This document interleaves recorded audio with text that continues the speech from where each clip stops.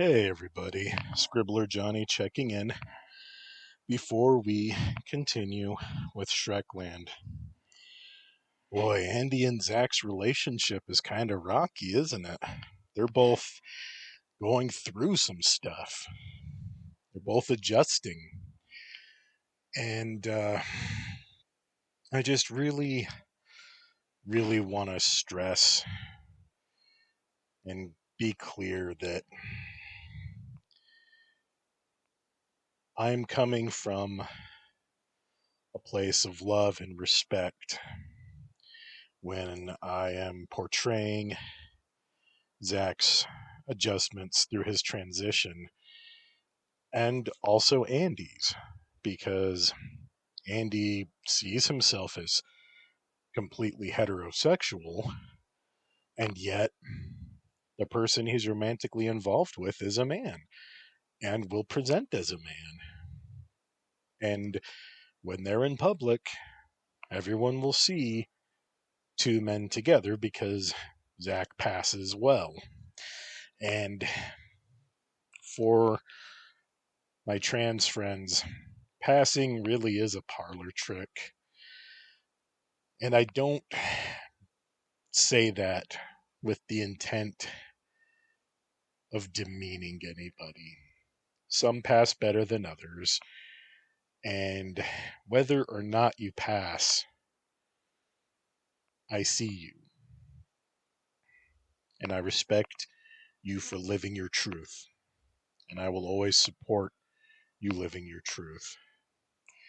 And Zach and Andy's missteps are not meant to be representative of a perfect romantic relationship between a cisgendered person and a transgendered person. They're both young college students making missteps as they navigate life. As we all make missteps as we navigate life. Our next chapter, Zombie Nation, is from the point of view of Carl, the vice president of the Horror Film Appreciation Club. And Carl is one of my first openly gay men that I've written about. And I wanted to treat him first and foremost as a person with his own interests, with his own hobbies, and whether or not that conforms with anybody's view of who he should be is not what's important. What's important is he is how he views himself. And so I will let Carl speak for himself. So here we go. Carl Monteleone, Zombie Nation. I cleaned my airsoft rifle. 28 Days Later was playing in the background. I live alone in a studio apartment. I don't like it when things are too quiet. Makes me jumpy. The Admiral hated hearing his only son around the house. I learned early to love the outdoors and solitude. There's always noise out in nature. Silence is the unnatural state of affairs. One of my favorite songs says, "There in the silence, something lies, something hides, something dies, something breathes." It's by Savatage, in case you're curious. Don't know many queers who like metal, do you? Well, sorry to not live up to your expectations. I make my own sausage, too. And cobbler. So, anyway, I put my cleaning kit and rifle away. I saw Andy and Zach, posting about their trip to Shreckland. It's cool that they have an arcade there. I'd planned to check it out anyway. Maybe take Stacie. Maybe find a date. President Shrek was quoting as having once said, "Native Americans and Polynesians are basically Asian, and Asians are basically white. I like them. It's the blacks and the Arabs I worry about." So she's racist too. Great. Before I knew it, the DVD was back on the menu screen. Did I really lose that much time staring into Hypnophone? I looked at Hypnophone's screen. I had been reading an article about raising chickens. Huh. That made me uncomfortable. I looked outside, and it was already late evening. I decided what I needed was to get out and among people. Hypnophone's battery was at 20%. I plugged it into the charger and began my hygiene ritual. Don't pretend you don't have one too. Carlo, you need to let go of Stratton. He wanted stuff you don't. That's all. I heard myself saying this in the shower, and I looked at my acrylic mirror there under my shower head. You're okay, Carlo. You're capable and steady. Somebody out there is looking for you, I said to my watery reflection. Only I call me Carlo. It was my own pet name. I smiled at myself and finished my hygiene ritual and dressed in casual clothes before riding my bike to the bar. I mean, there are other bars in town, but I only go to the Paper Tiger. It's a good place, a judgment-free zone. We need them more than ever in Shrek's America. Bigots of every stripe came out of the woodwork to support her, all of them thinking she was their girl. She's not. She's out for herself. The Paper Tiger was not exactly jumping, but the night was still young. And as I scanned the room, I saw an actual goth. It seemed that they were a rare breed. I beelined over to her. Well, good evening. I thought you folks were all dead. Are you a real goth? I asked. Her black lips parted in a smile. One of the last of my kind, all right. I introduced myself. Her name was Sherry, but a dry sherry, not too sweet, she joked. This could be the start of a beautiful friendship. I'm Gaydar Invisible, so I need to tell you I'm gay, I joked. She let out a musical laugh. Well, that's okay, I'm bi. I smiled at her. I'd love to chat more, but I am on the prowl. Happy hunting, Carl. We exchanged phone numbers, and I went away from her table to scout the room some more. And it was then that Andy texted me.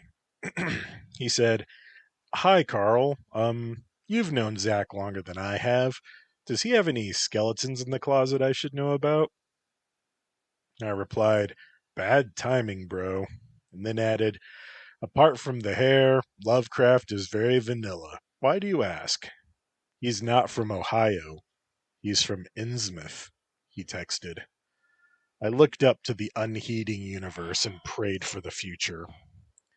Has that given you any sign that he's part of a weird cult? I asked. No, he replied. Any weird deformities or growths or scars? No. A name can be just a name. And not every small town in New England is a horror story. Relax and quit bothering me. Your VP needs a new man. Okay, good luck. Don't need luck. I am good.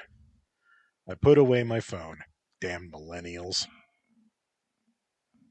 The local talent was leaving a bit to be desired.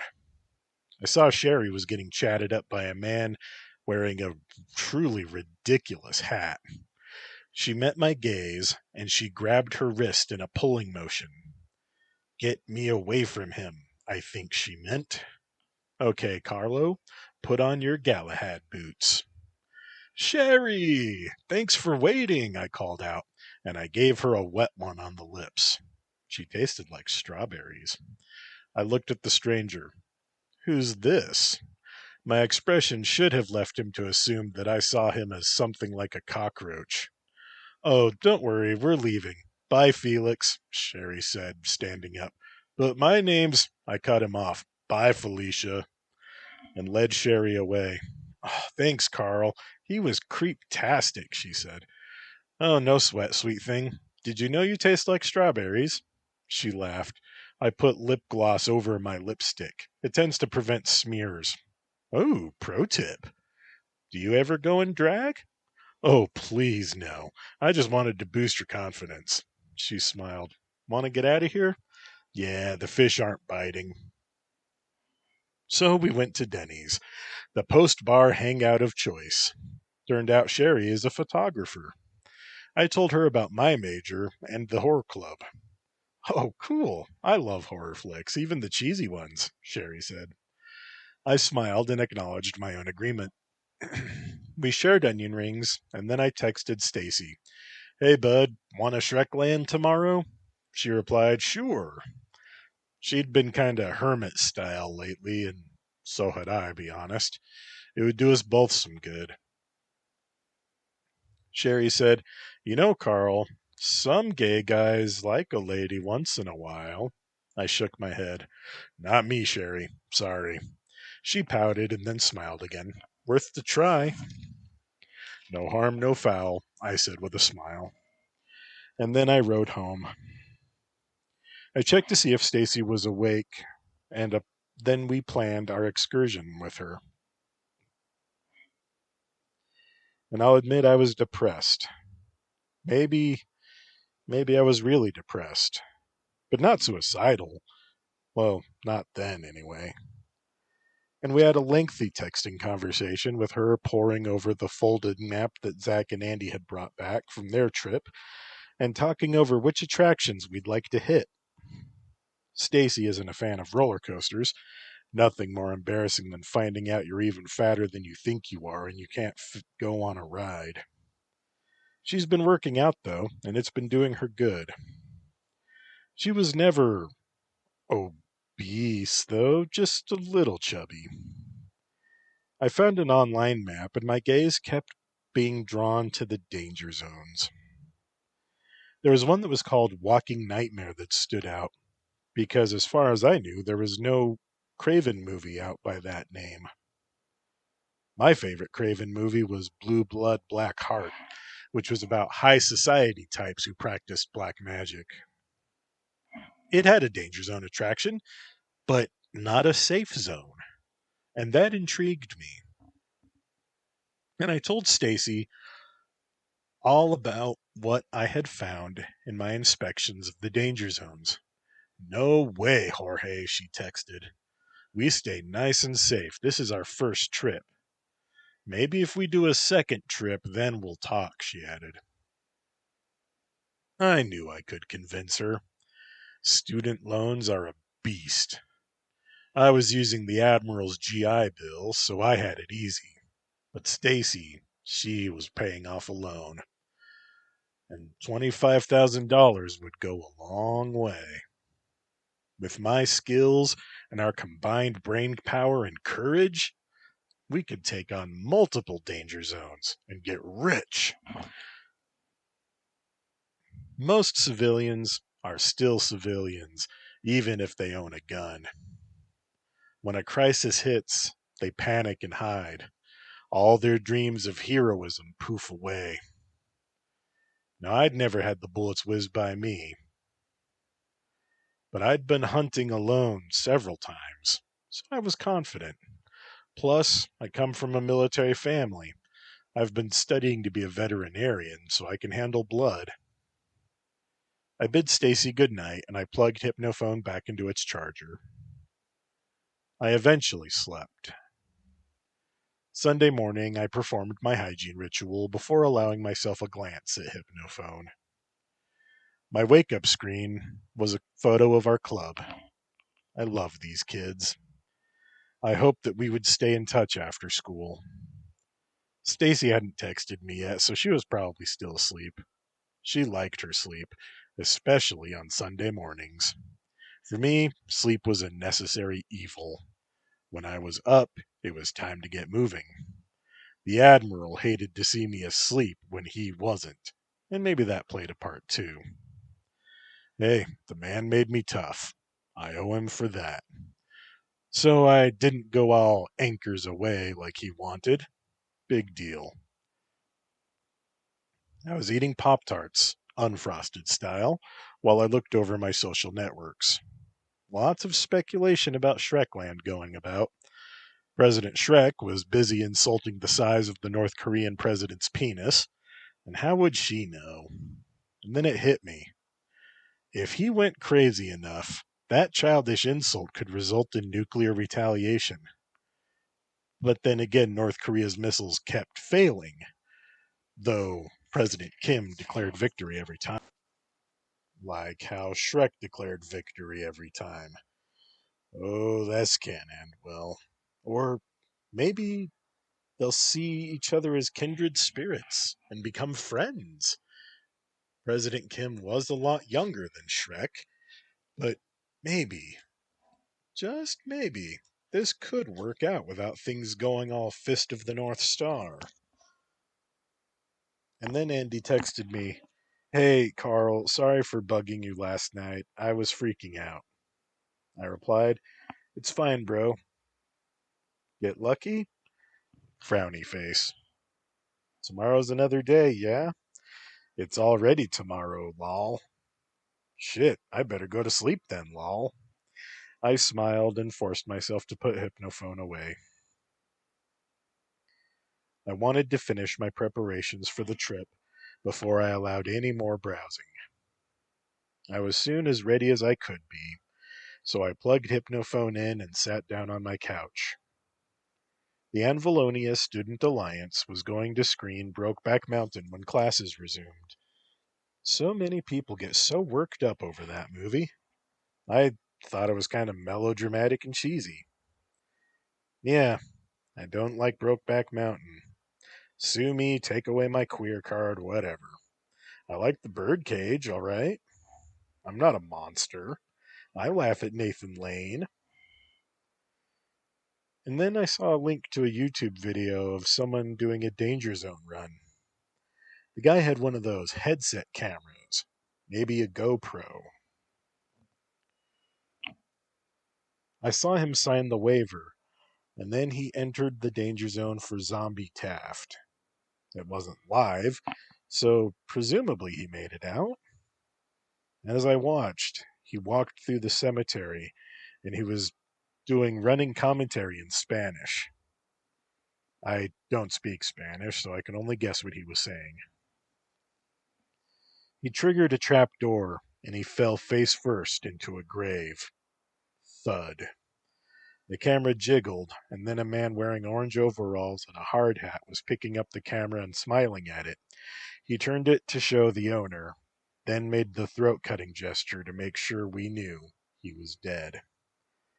That was the end. Who uploaded that? I guess they were serious about the traps after all. I could live with that. Caution and reflexes. It's all in the reflexes. I got cranky as I continued to wait, and so I texted Stacie to wake her up. It was 8 a.m. I was up, she could be up. She sent me a middle finger emoji and then texted, I'm up, relax, chief, give me 45. I grinned and replied, love you too. Again, the middle finger, followed by a kissy face. All class, Stacie, all class. So now I had 45 minutes to kill at least. I turned on my plug-and-play Sega Genesis box, and I played some Sonic the Hedgehog. I liked the classics, even though the Dreamcast was new when I was a kid. I owned Sega Classics Collection. Eventually, Stacie texted me, I'm here, do you want to use the barf? It's Sunday, so it'll be Hobo Central. She had a point. I wasn't keen to smell urine today, so I closed up shop, checking my lock twice, and walked out to meet Stacie. We survived our journey to Shreckland. As I had hoped, it wasn't too busy. In fact, it wasn't open yet. So then we went to Grounds for Coffee, and we watched some reckless eating videos on YouTube. Apparently canned silkworm pupae is a thing. People eat weird stuff in Asia. Jellyfish, even. Yuck. I'll stick to Imperial Hunan, and you can call the authentic stuff whatever you want and keep it to yourselves. We were the first guests of the day when we returned. Pushing through the barbed wire turnstiles, Stacie said, "Let's get the souvenir photos too." And why not? The photographer was wearing a bikini, and just like when Andy and Zach went, they were a perfect woman. The black, empty face she had gave me the creeps. Stacie looked enviously at her figure and declared that she wanted to dress up. She pulled on a camo tank top that barely fit and a matching pair of pants. She grabbed a prop M16 with an M203 underslung grenade launcher. I grabbed an AK-74. We chose the White House backdrop and pointed at Zombie Taft like we were giving the order to charge. Bang! The photo turned out great.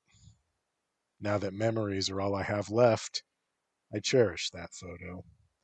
I paid, and I smiled at the perfect woman. She nodded and pointed to the door. She looked just like one from the movie, but that was crazy. Still, there was something off. Her movements were too deliberate, too slow. It was chilly in the air-conditioned photo studio, but I noticed her nipples hadn't reacted. With a suit like the bikini she was wearing, any woman would have been showing something. I shook that thought away as Stacie left the dressing room. It was obvious the bikini was built to have covers included. Unless she didn't have nipples. She didn't have a navel. The ones in the movie didn't have navels either. Flesh tone tape and makeup. Easy gag. And Stacie pulled me out of my thoughts. The photographer gave no reaction to my scrutiny whatsoever. Models are used to being stared at. Why was I trying to convince myself that the photographer wasn't human? How could I have known? How could any of us guess that things were so catastrophically wrong with what we knew about the world? Stacie was so happy with the photo. "I look so hot, like a blonde Lara Croft," she said. I smiled. "You sure do, babe. Or Tanya from Red Alert 3. She considered that. I liked Natasha more myself. I shrugged. Allies all the way. And we went to one of the maps. I had to check out the arcade. They had Carnival, House of the Dead, Night Slashers, Darkstalkers, Chiller even. It was a museum of arcade horror games. There was even an arcade Fatal Frame game that I never knew existed.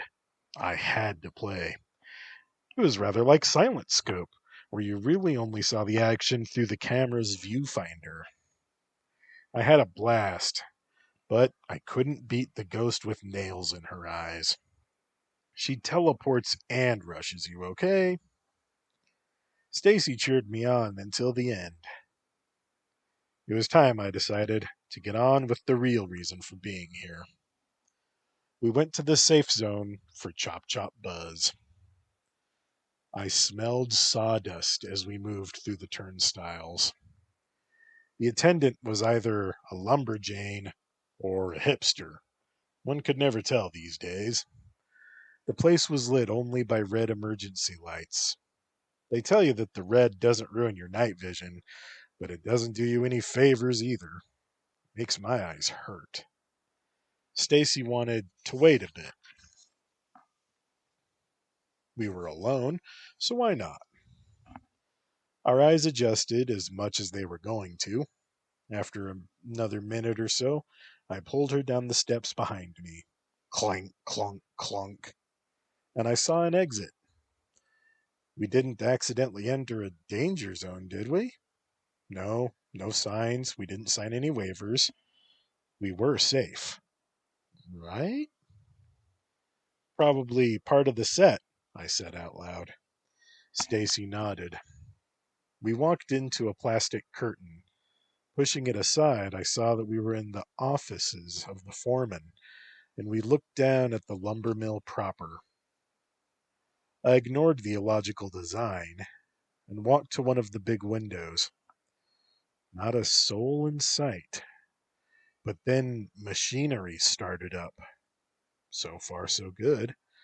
Stacie led the way down the steps to the catwalk, and then sat on the banister to slide down to the work floor. She spread her arms like she was Icarus or something, and then landed with a loud thud on her feet. I shrugged and straddled the metal handrail like a kid sliding down backwards. And I saw a ghostly face in the window looking down at us in hatred. "Duck!" shouted Stacie. I dropped flat to the floor, and a mechanical arm holding a log passed by overhead, with plenty of room. I dusted myself off, and then continued brushing at the sawdust. I eventually gave up and glared at Stacie. "Sorry," she said. "Safe zone, Stace," I said, scolding her. We dodged more machinery and lumber and sparks. And then a zombie mill worker shouted and chased us, slowly. We jogged away from him and found a big double door. Couldn't budge it. Then a log smashed through a window, and it was leaning against the wall. "Get climbing, McCammon," I ordered, shoving her ass ahead of me. I kept supporting her by her fundament as I climbed behind her. Plenty of branches and branch stumps to help us along as we climbed. And it was nice and wide, so we were very confident in our climbing. And as we climbed out the window, ducking the vinyl window shards, we saw a rope ladder and climbed down it. Now we were in the cursed forest. I picked up a discarded axe and took the lead. "Don't think you'll need that, hero," Stacie said. And then I dropped it, feeling like a fool. "Listen," she said, "there's better ways to grab my fanny, you know." She laughed at her own joke. I shook my head. "Not everyone wants to bone you, you know," I retorted, and I ducked a low branch. "Yes, they do. They just don't want to admit shit." And we were caught in a rope net. I crawled forward as best I could and lifted up the edge. "Quickly now," I hissed. She ducked under my arm, and then we jogged a short bit to get away from the trap. Sounds of gunshots rang out. Some dogs barked. It was getting harder to see. But we did see a clearing to the right. I ran through some sudden fog, Stacie panting behind me, and a group of crazy cultists was closing in on us. We had to make a dash for the gap. "I know you can sprint, Stace. Let's go!" I opened up and ran for all I was worth. Stacie pushed a cultist to the side, and we both pushed through a curtain of hanging moss to daylight outside.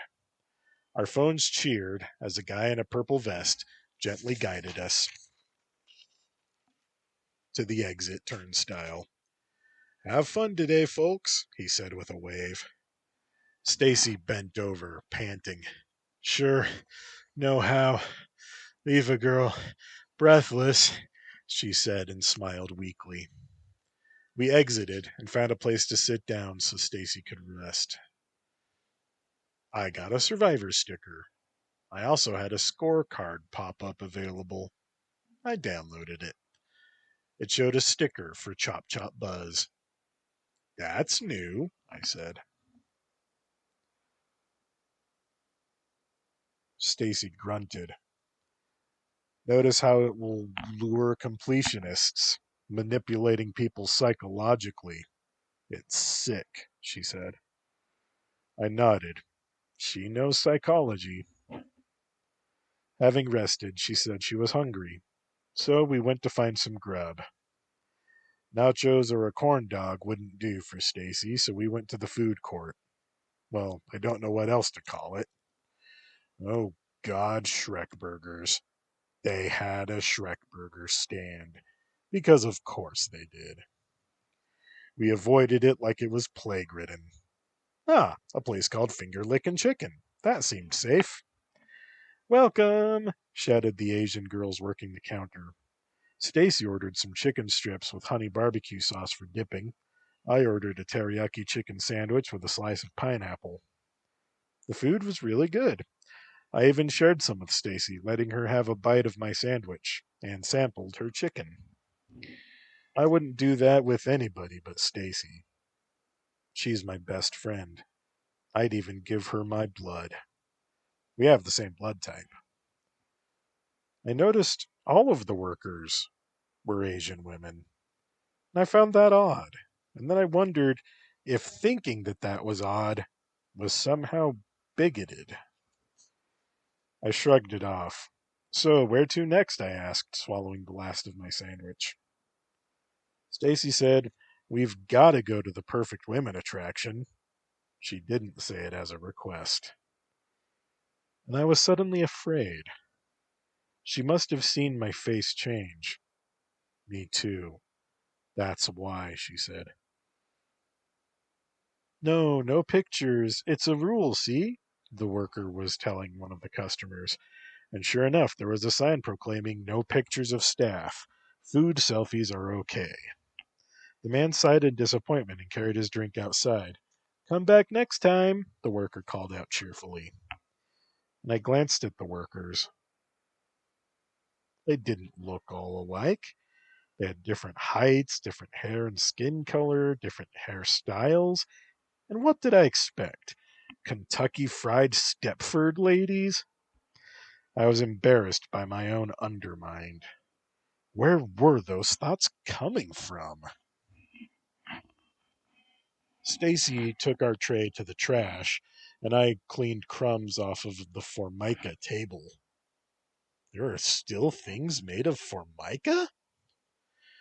And we left to the sound of, come back next time.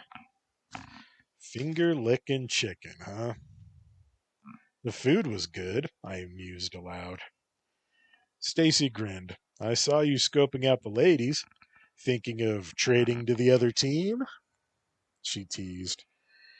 No, I was just looking for something suspicious. I didn't find anything weird. It's just a fast food restaurant. I know that. I didn't find what I was thinking of. She hugged my arm. It's fine, Carl. Let's go. We had to ride the tram to get to the part of the park where Perfect Women was. Well, okay, we didn't have to, but we didn't want to walk all that way.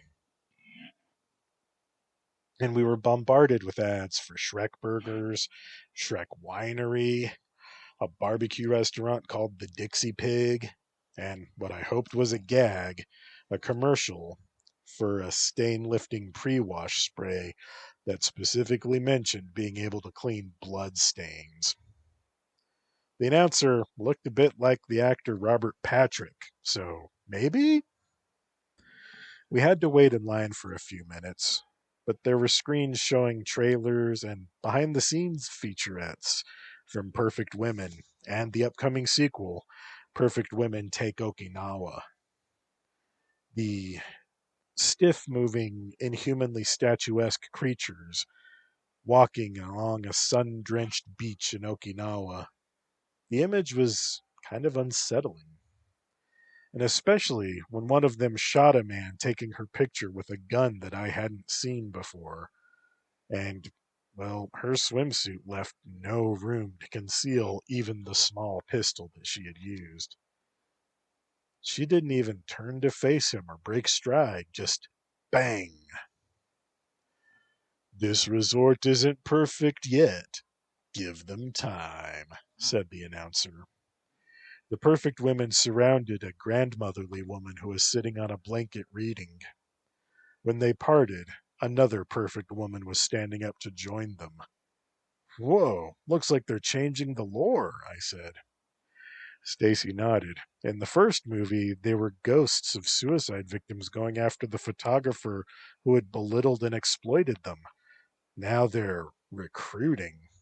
It's the anti feminist nightmare given form, she said in an analytical tone. I had to agree with her assessment. I think she had nailed it. And then I was watching a making of segment where Carpenter Craven was refusing to reveal which actresses had played the perfect women. Hey, perfect women have a right to perfect privacy. Suffice to say, hiring them wasn't easy. And in the credits, they were simply known as Miss A, Miss B, and Miss C. They would wave to the camera, sit on those folding chairs, and pose with the costume staff, but they never spoke. And their movements were the same, even when not performing, as if they were always performing. And then a performer in perfect woman getup, this one dressed in a frilly dress and a wide brimmed hat, waved in a flirty manner, and then she shot me. The bang noise made me jump. A foam dart was clinging to my t-shirt by fabric hooks. I pulled it off with a laugh and handed it back. She nodded thanks and blew us a kiss before moving on. She was lean and petite, unlike the busty beach goddess from the photo studio. I looked again at the screens. The women in the first film were nearly identical, except one of them had dark brown skin and the other two were quite pale. In the sequel, they had further diversified. Still no fatties, Stacie said. You read my mind, Stace. She gave me a small laugh, and then it was our turn to enter the attraction. The haunting, discordant piano theme from the movie began almost immediately. There was also a scent of baby powder and some kind of perfume. There were eight people in our group, plus us, and we all spread out looking for where to go. We were in an apartment hallway. Found it, said Stacie. She opened the door and led us inside. And it was an apartment that was big enough to house a small family. We started ducking behind things and more quietly exploring. One woman even turned off the lights. Not a bad idea, except that the guy tried that in the movie, and he learned that the darkness only impaired him. I shook my head, and I grabbed Stacie's hand. 2 gunshots, and I pulled Stacie down behind a huge stereo speaker. 2 people's phones screamed. I crept forward. There I saw the perfect woman. I sprang and tried to disarm her. She was strong. I turned her wrist and pointed the gun at her other arm and squeezed. Bang! She didn't react. She just tripped me, and then I was staring at her, stunned. Stacie decked her and yanked her gun. Yo, she bitch, she shouted, and then shot her. Stacie, I'm not hurt. I think you just broke the rules by punching her. You should apologize. The other guests were clapping and cheering. The performer sat up and waved us off without a word. She pointed to Stacie, mimed shooting herself in the head and pointing down the hall, and then waved bye-bye in that flirty way. Only women can hurt them, I thought. It made sense. I kept this knowledge to myself. 4 rounds fired, I said as I climbed up. I complimented the performer's judo. I wasn't hurt at all. She paused and then blew me a kiss. Or maybe she was giving an ASL thank you? Without being able to see facial features, I couldn't be certain. Stacie led us down the hall. The music was still playing. It was The photo studio next, and the place was trashed.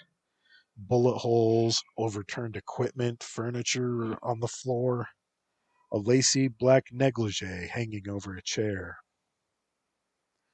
Wind blew in from an open window. "To the fire escape," Stacie called out. "Bang, bang, bang!" Three more phones screamed. Stacie and I crawled out the window as more shots and screams rang out. I saw a glimpse of brown feminine flesh, and I pulled Stacie below the window frame. We crawled to the ladder that led to the rooftop. Stacie led the way, breathing heavily from the climb. She peeked over the top and slowly pulled down a step and faced me awkwardly. Three on top by the door. No idea how much ammo is left. "One shot, one kill," I said. "Sure, Mr. Hunter. I'm not trained, remember?" I gave her shoulder a squeeze. She sighed then. She looked again and squeezed off 4 shots. Then there was a click. Another gunshot. "One left. Now what?" "We're doomed. Just go." She cursed and threw the gun. Thud. She climbed up. "That worked? Are you kidding?" I ran and took the gun from one of the fallen perfect women. "No chances, Stacie." I handed it over to her. She aimed and pulled the trigger. Bang. Twitch. And then we walked to the door that led to the fire escape stairs and exited. An attendant in a purple vest asked for the gun. Stacie handed it over, and our phones cheered. "Only a woman can beat them," I whispered.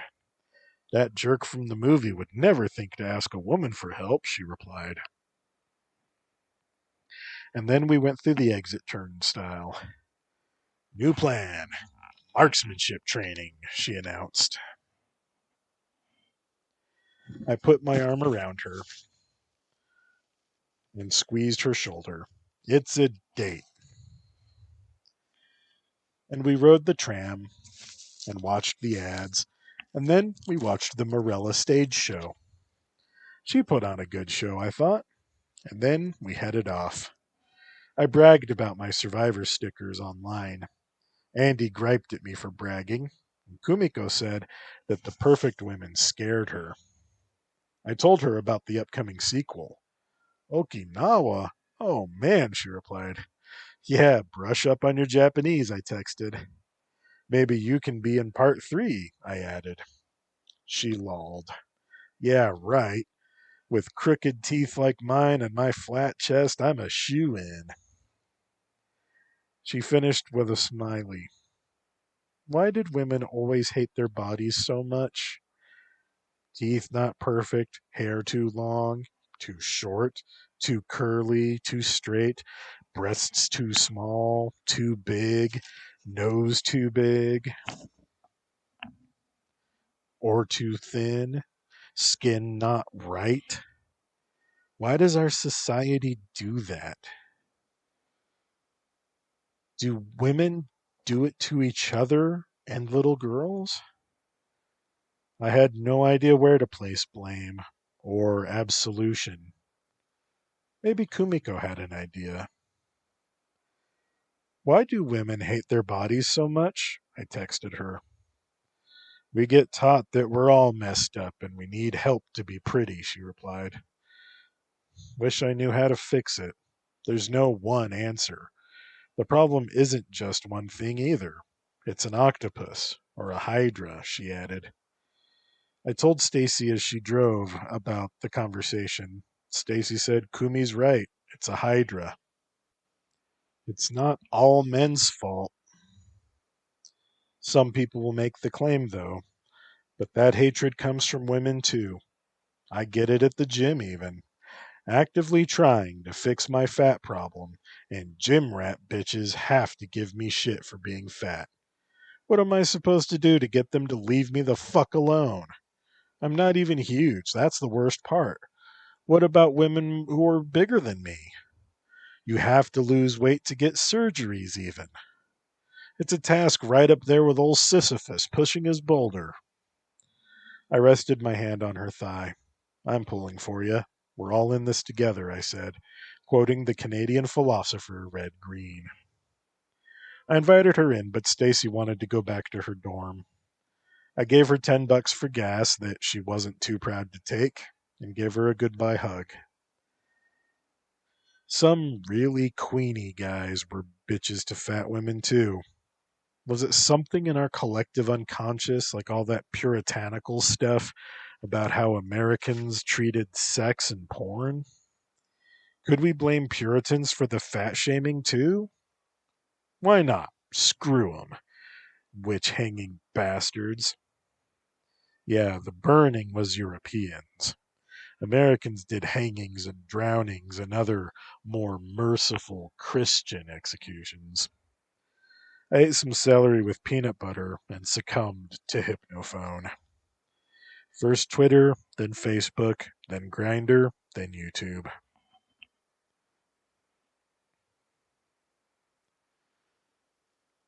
I still laughed watching old reckless eating videos.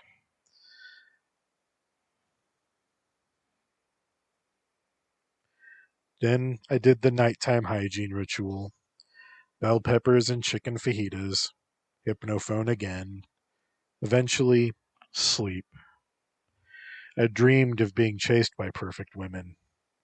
They didn't want to kill me, but make me join.